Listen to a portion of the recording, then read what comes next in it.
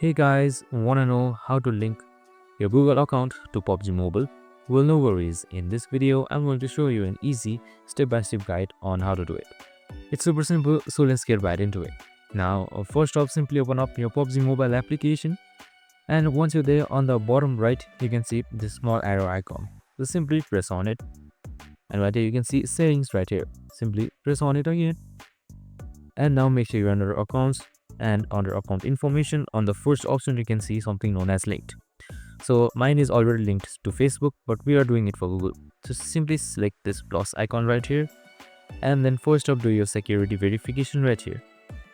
Press on it, and after a while your account should be verified. Now select link and select Google.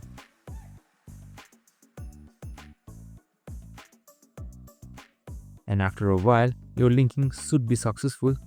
Super simple and easy as that. So right here you can just simply choose a new account and do it. And that's it. I hope this video helped. If it did, make sure to like, subscribe and tune in with us for more of these videos. See you in the next one.